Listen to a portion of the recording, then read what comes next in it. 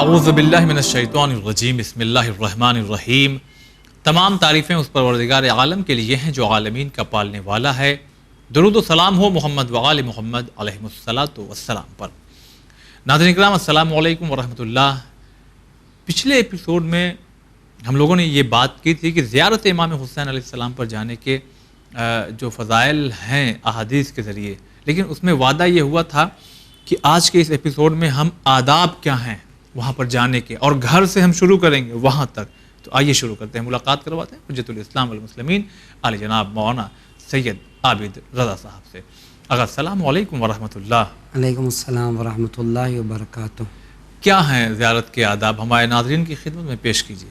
اعوذ باللہ من الشیطان الرجیم، بسم اللہ الرحمن الرحیم، الحمد للہ رب العالمین، والصلاۃ والسلام علی اشرف الانبیاء والمرسلین، خاتم النبیین ابی القاسم محمد وعلی آل بیتہ الطیبین الطاہرین المعصومین، ولعنۃ الدائمۃ علی اعدائہم اجمعین۔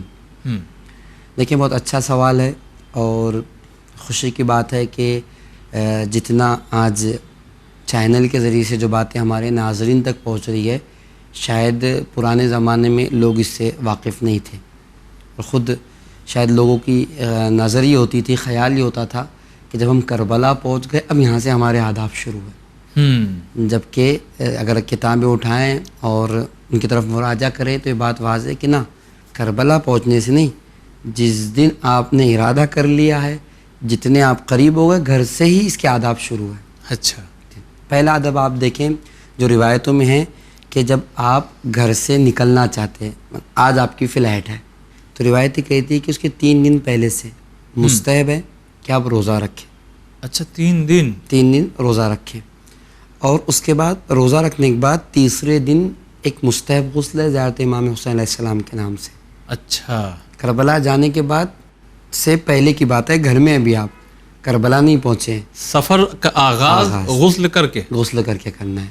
یہ تاکید ہمارے آپ کے چھٹے امام نے اپنے صحابی جناب صفوان کو کی تھی، اور پھر 3 دن روزہ رکھ کے جب آپ غسل کر چکے ہیں تو جب آپ سفر کا آغاز کر رہے ہیں تو ایک مختصر سی دعا کتابوں میں وارد ہوئی ہے، اس دعا کو پڑھے۔ اور بہت اچھا جملہ، میں ایک جملہ اپنے ناظرین کی اشتیاق کے لیے صرف پیش کرتا ہوں۔ دعا کا پہلا کلمہ شروع ہے، اللہم انی استودعک الیوم نفسی و اہلی و مالی و ولدی۔ اے میرے پروردگار، آج اس دن میں اپنے آپ کو، اپنے اہل و عیال کو، اپنے مال کو، اپنے بچوں کو، سب کو تیرے حوالے کر رہا ہوں۔ واہ، تیرے حوالے سونپ کے جا رہا ہوں سب چیزیں، یعنی میرا سفر ہے تب بھی تیرے حوالے، میں خود بھی، الیوم نفسی اپنے آپ کو، ٹھیک ہے، اہلی اپنے گھر والوں کو، ٹھیک ہے، مالی اپنے مال کو، وہ ولدی اپنے بچوں کو بھی میں تیرے حوالے سونپ کر جا رہا ہوں۔ تو پہلا ادب یہ ہے کہ 3 دن روزہ رکھیں، تیسرے دن غسل کریں، جاتے جاتے دعا مستحب ہے، چھوٹی سی دعا ہے 2-3 منٹ کی، اس دعا کو پڑھ لیں، اور بھی اس کے مطالب بہت اچھے ہیں۔ اور پھر اس میں لکھا ہوا ہے کہ غمگین اور بھوکو پیاس کے عالم میں امام حسین علیہ السلام کی زیارت کے لیے جائے۔ یہ منظر خاص کر کے کربلا کے لیے، جب کربلا پہنچ رہے تو، اور اس کی وجہ بھی جو اس میں آئی ہے تاکہ کم سے کم جاتے وقت اس بات کا احساس آپ کو رہے کہ اس امام کی زیارت کے لیے آپ جا رہے ہیں جس امام کو 3 دن کا بھوکا اور پیاسا شہید کر دیا گیا۔ کم سے کم اس بھوک اور پیاس کے ساتھ آپ ابا عبداللہ امام حسین علیہ السلام کی بھوک اور پیاس کو یاد کر سکیں۔ اس کے بعد جو آداب بیان ہوئے اس میں ایک اہم ترین ادب یہ ہے کہ جب آپ کربلا میں سفر زیارت میں ہیں یا کربلا میں ہیں تو سادی غذا استعمال کریں۔ سادی غذا، زیادہ بھاری بریانی، مرغ و مسلم استعمال نہ کریں، حلوے جات اور مٹھائیاں یہ استعمال نہ کریں، بلکہ سادی غذا سفر زیارت میں آپ کی رہیں۔ اس کے اوپر بہت زیادہ تاکید کی گئی ہے۔ کیا روایت بھی ہے؟ دیکھیں، بہت صرف روایت میں ہے نہیں، بلکہ روایتوں کے الفاظ سے ایسا لگتا ہے کہ امام کا انداز بدل گیا۔ آپ دیکھیں، خود چھٹے امام جعفر صادق علیہ السلام ہیں، اپنے صحابی سے کہتے ہیں کہ میں نے سنا ہے کہ ایک جماعت جب ہمارے جد امام حسین علیہ الصلاۃ والسلام کی زیارت کے لیے جاتی ہے تو وہاں پر لذیذ غذاؤں کا استعمال کرتی ہے. کربلا میں جی، کربلا کے احاطے میں لذیذ غذاؤں کا استعمال کرتی ہے. امام کہتے ہیں کہ اگر یہ اپنے عزیزوں کی قبر پر جاتے تو کیا اسی طریقے سے لذیذ غذاؤں کا استعمال کرتے؟ یہ لہجہ اختیار امام نے لہجہ اختیار کیا اور سختی سے اس بات کو بیان کیا. اور ایک روایت آپ دیکھیں جناب مفضل کی روایت ہے، مفضل بن عمرو کی، کہ وہ کہتے ہیں کہ ایک وقت امام نے مجھ سے کہا کہ امام حسین علیہ السلام کی زیارت کرنا بہتر ہے زیارت نہ کرنے سے. اچھا، یہ جملہ آسان بہت واضح کہ امام حسین علیہ السلام کی زیارت کرنا بہتر ہے نہ کرنے سے. نہ کرنے عقلی بات. اس کے بعد دوسرا جملہ امام نے عجیب جملہ فرمایا، اور زیارت نہ کرنا بہتر ہے زیارت کرنے سے. یعنی آپ غور کریں، خود مفضل جیسے آپ تعجب سے پوچھ رہے ہیں یا ظاہرین کو تعجب ہو رہی ہوگی کہ زیارت نہ کرنا بہتر ہے کرنے سے. مفضل نے کہا مولا آپ کے جملے نے کمر توڑ دی.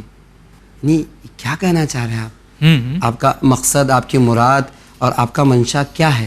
تو امام صادق علیہ السلام نے ارشاد فرمایا کہ یاد رکھو اگر زیارت پہ جانا چاہتے ہو ہمارے جد امجد کی تو غمگین حالت میں جاؤ اور لذیذ غذاؤں کا استعمال نہ کرو، اس لیے کہ ہمارے جد کی زیارت کے لیے یہ شرط ہے کہ انسان گرد آلود عالم میں، غمگین عالم میں ان کے مزار تک، ان کی قبر تک، ان کے روضے تک پہنچے.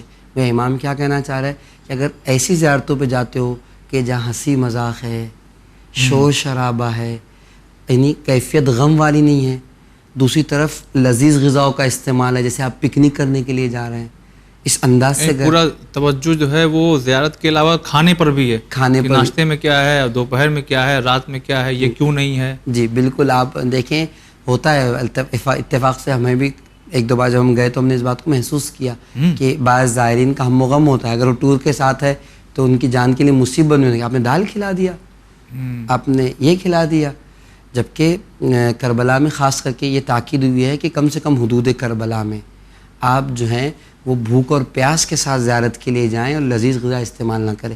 حتیٰ کہ بعض ایسے بھی زائرین دیکھنے آتے ہیں کہ اگر ڈرنک نہ ملے انہیں، وہ کربلا جہاں باب عبداللہ الحسین 3 دن کے پیاسے شہید کر دیے گئے، وہاں آپ کا مطالبہ ہے کہ آپ کو ٹھنڈا ہونا چاہیے اور پیپسی ہونی چاہیے.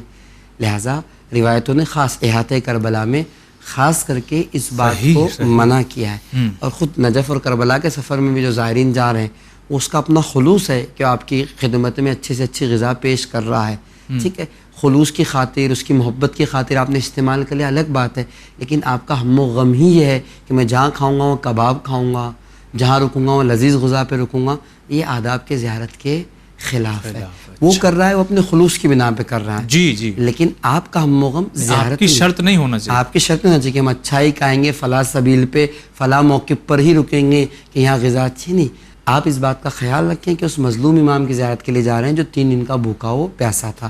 مل گیا فبہا، نہیں ملا کوئی بات نہیں، آپ نے سادہ غذا بھی استعمال کی اور آپ زیارت کے لیے بڑھ گئے. تو امام نے شدت سے تاکید کی اگر آپ ایسی زیارت کر رہے ہیں جو ان چیزوں سے ملی ہوئی ہے تو زیارت سے اچھا ہے کہ آپ نہ کیجیے. امام کا یہ جملہ امام کا ہے. جی آخری جملہ جو امام نے کہا کہ زیارت نہ کرنا اچھا ہے زیارت کرنے سے، اگر ایسا ہو رہا ہے تو لہٰذا زیارت پہ نہ جائیے، زیادہ بہتر ہے. لیکن اگر زیارت پہ جا رہے ہیں تو ان آداب کا آپ کو خیال رکھنا پڑے گا. اور بھی کچھ آداب بیان کیے گئے ہیں. جی اس کے بعد اگر آپ محسوس کریں تو کہا گیا ہے کہ زیارت ابا عبداللہ الحسین کے ساتھ حسین کے لیے تواضع، انکساری، فروتنی کے ساتھ آپ حرم ابا عبداللہ الحسین میں جائیں، خضوع و خشوع کے ساتھ جائیں. کس معنی میں، یعنی کیسے؟ دیکھیں جیسا کہ ہم نے اپنے پرانے پروگرام میں ایپیسوڈ میں بھی بات کہی کہ خضوع و خشوع غم کا عالم ہو انسان کے اوپر، گریے کی کیفیت ہو، اور ساتھ میں نے کہا کہ خود پیدل چل کے جانا ایک خضوع اور خشوع کی علامت ہے. ٹھیک، ایک خضوع خشوع. دوسرا خضوع خشوع یہ ہے کہ آپ کے سفر میں آپ کسی کو اپنے سے کمتر نہ سمجھیں.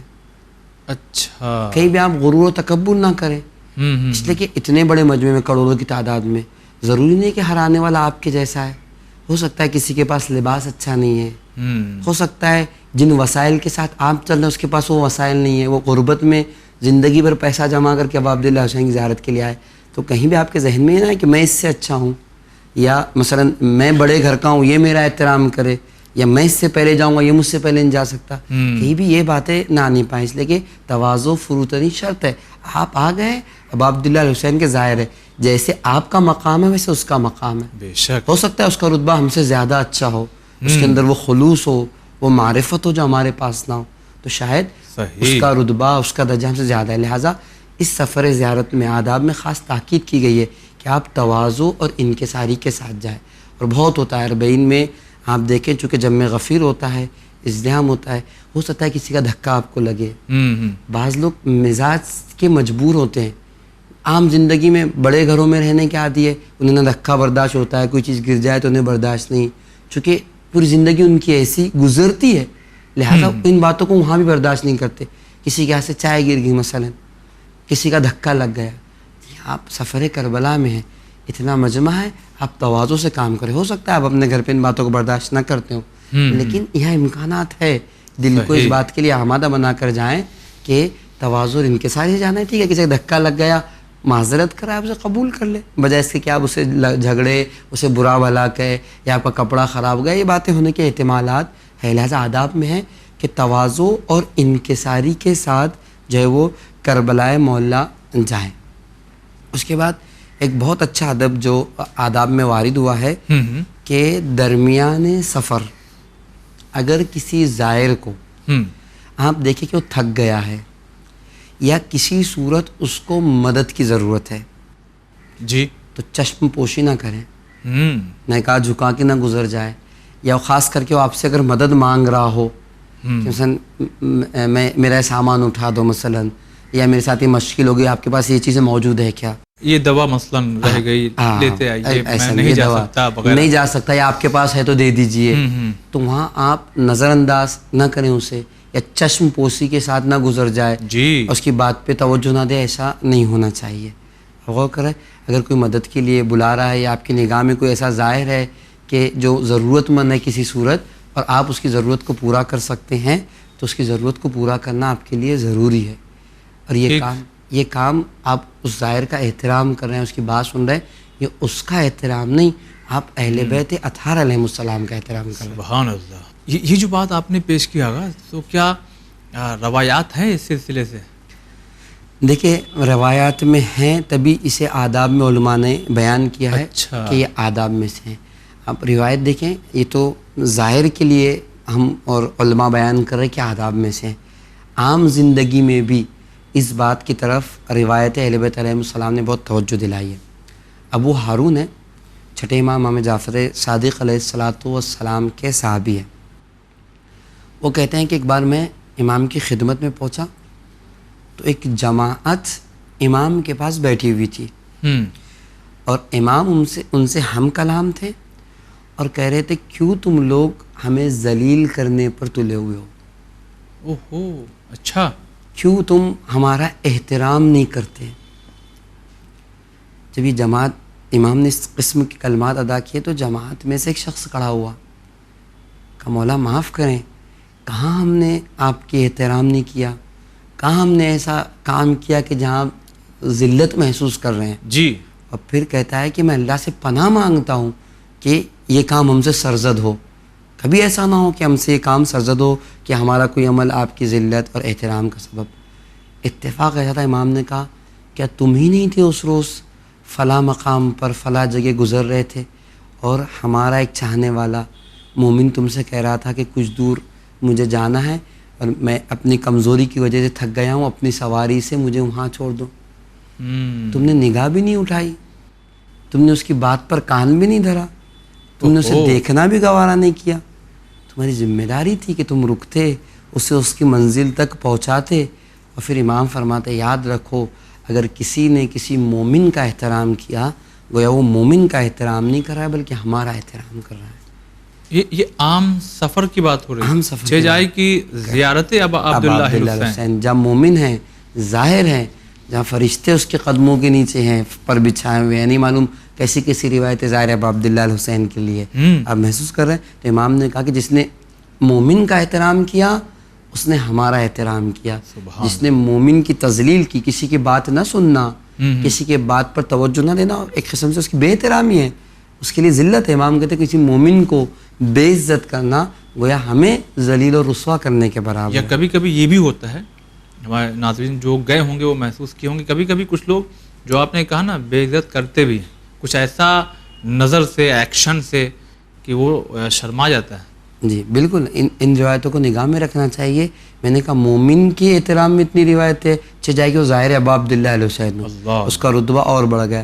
کوئی عمل آپ کا ایسا نہ ہو کہ کسی کو اذیت کا سبب, کسی کی ذلت کا سبب بن رہا ہو. محسوس کریں آپ نے. پھر اس کے بعد آداب میں سے جو عمومی آداب بیان ہوئے ہیں کہ آپ کربلا میں آسائش کے اسباب سے دور ہیں, آسائش کی چیزوں سے.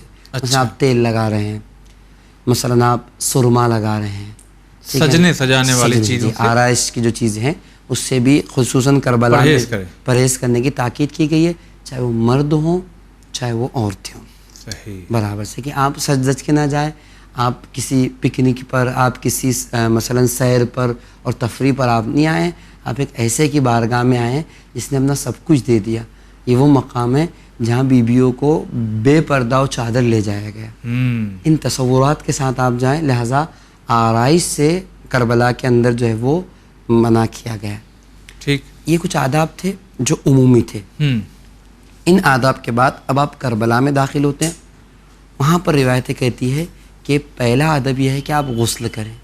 ٹھیک, ایک غسل آپ گھر سے کر کے چلیں, سفر کا غسل. جی, اب غسل ہے زیارت ابا عبداللہ الحسین کا غسل, جس کی بہت زیادہ تاکید ہے اور مستحب مؤکدہ میں سے اسے علماء نے قرار دیا ہے. مجھے یقین ہے کہ ہمارے بہت سے ناظرین کے ذہن میں یہ ہوگا کہ جو ہم گھر سے غسل کر کے نکلے تو نیت کیا ہوگی.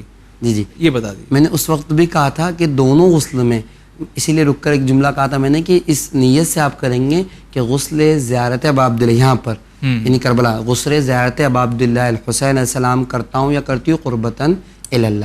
اور جو گھر سے چلا تھا سفر زیارت امام حسین علیہ السلام کے لیے غسل کرتا ہوں قربتاً اللہ. ٹھیک, دونوں. تو اس نیت کے ساتھ پہلا جو آداب ہے وہ ہے غسل کر کے نکلیں. جی, اور مستحب ہے کہ 100 مرتبہ اللہ اکبر, 100 مرتبہ لا الہ الا اللہ. جی, یہ مستحب ہے. البتہ فضیلت پہ ہم گفتگو کر چکے, ورنہ یہ تھا کہ جب انسان غسل کرتا ہے تو اس غسل کے ساتھ اس کے گناہ جھڑتے ہیں روایتوں میں, اور وہ پاک ہوتا ہے. اس کے بعد امام نے مقام پہ کہا کہ جب آپ دروازے تک پہنچ جاؤ تو ضروری ہے کہ اذن دخول پڑھو. اچھا, ٹھیک ہے. کچھ گفتگو میں نے پچھلے ایپیسوڈ میں کہی تھی کہ چونکہ ائمہ علیہ السلام کے روزوں کو انبیاء علیہ السلام کا گھر شمار کیا گیا, اور قرآن کہہ رہا ہے کہ جب بھی آپ نبیوں کے گھر میں داخل ہونا تو بغیر اجازت کے داخل نہ ہونا. ٹھیک, تو ضرورت اس بات کی ہے کہ بغیر اجازت کے داخل نہ ہو. آیت اللہ بہجت کہتے ہیں کہ یہ وہ شخصیات ہے جن کا زندہ رہنا اور جن کا شہید ہو جانا دونوں برابر ہیں. جی, یعنی شہادت کے بعد بھی ہم انہیں زندہ تصور کرتے ہیں قرآن کی آیتوں کی روشنی میں. لہٰذا مرنے شہادت میں اور زندہ رہنے میں کوئی فرق ان کیا نہیں ہے. لہٰذا جائیے تو اجازت لے کر جائیے, ہے نہیں. ٹھیک, اور آپ دیکھیں اسی لیے اذن دخول میں جو کلمات ہیں یہ خود اس بات کی طرف جو وارد ہوئے ہمارے پاس دلالت کرتے ہیں کہ یہ وہ مقام ہے. میں پہلے رسول اللہ سے اجازت لیتا ہوں, آذنوں کا یا رسول اللہ, پھر ملائکہ سے, خود پھر صاحب مرکز سے میں اجازت لیتا ہوں کہ میں, یہ جملے ہیں جو آپ اذن دخول پڑھتے ہیں, اور حرموں میں الحمدللہ لگا ہوا بھی ہے سب جگہ جب آپ داخل ہوتے ہیں دروازے سے. اس میں پھر ایک مقام پہ آپ کہتے ہیں تسمعوا کلامی, آپ ہماری گفتگو سن رہے ہیں اور آپ ہمیں دیکھ رہے ہیں, بے شک لہٰذا اجازت دیجیے.